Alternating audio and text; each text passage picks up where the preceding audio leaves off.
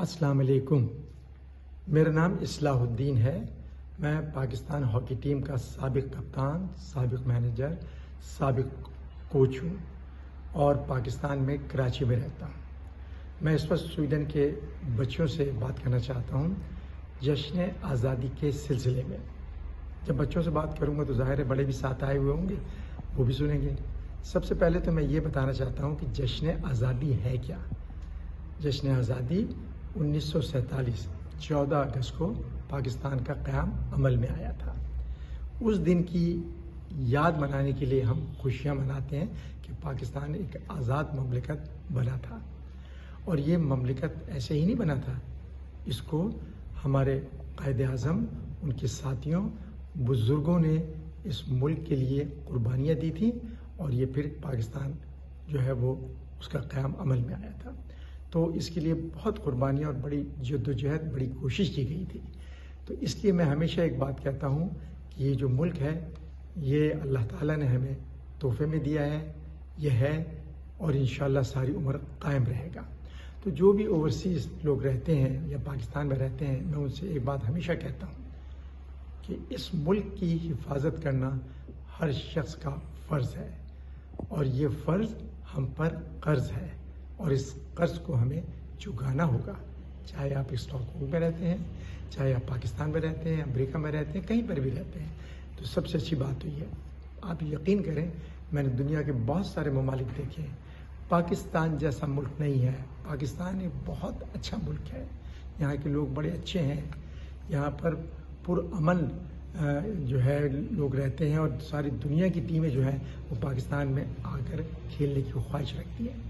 پاکستان میں چاروں موسم ہیں، پاکستان میں دریا ہیں، سمندر ہیں، پہاڑ ہیں، دنیا کی اونچی اونچی چوٹیاں پاکستان میں ہیں. اور پھر آپ اگر نکل جائیں ناردرن ایریا میں خود ذاتی طور سے گیا ہوں، اسکردو، گلگت اور ہنزا جو بلتستان کا ایریا ہے، گلگت بلتستان، پھر ادھر مری، ایبٹ آباد، نتھیا گلی، اتنے خوبصورت پہاڑ. گرمیوں کا علیحدہ مزہ، سردیوں کا علیحدہ مزہ. اگر آپ سردیوں میں جائیں اور برف دیکھیں تو آپ یقیناً آپ کو ایسا لگے گا کہ جب آپ سوئٹزرلینڈ میں آ گئے. تو میں یہ آپ سے کہوں گا ایک یہ کہ پاکستان میں جو کچھ بھی ہے، جو بچے نہیں آئے وہ پاکستان آئیں، آ کر دیکھیں اور اپنے بڑوں کے ساتھ آئیں تو پھر دیکھیں پاکستان کتنا اچھا ہے. تو میں آپ لوگوں سے یہ امید رکھتا ہوں کہ جو بھی اوورسیز، چاہے وہ اسٹاک ہوم میں ہو، سویڈن میں ہو یا کہیں پر بھی ہو، ملک کے لیے دعا کیا کریں اور اپنے حصے کا قطرہ اس ملک کے لیے ضرور ڈالیں.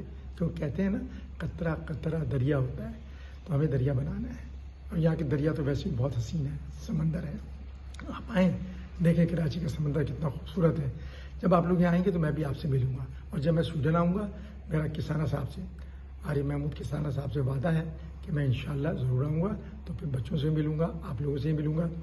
اس کے علاوہ عمران کھوکر صاحب کا بھی میں شکریہ ادا کروں گا جنہوں نے اتنی اچھی تقریب سجائی، اور ڈاکٹر محمود کسانہ صاحب کا بھی کہ وہ پیش ہوتے ہیں.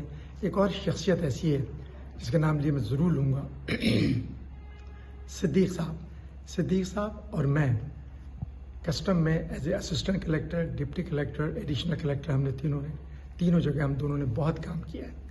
یہ میرے بالکل چھوٹے بھائیوں کی طرح ہیں، بہت ذہین شخصیت ہیں اور بہت قابل شخصیت ہیں. اور سب سے بڑی بات ہے کہ بہت محبت کرنے والے ہیں.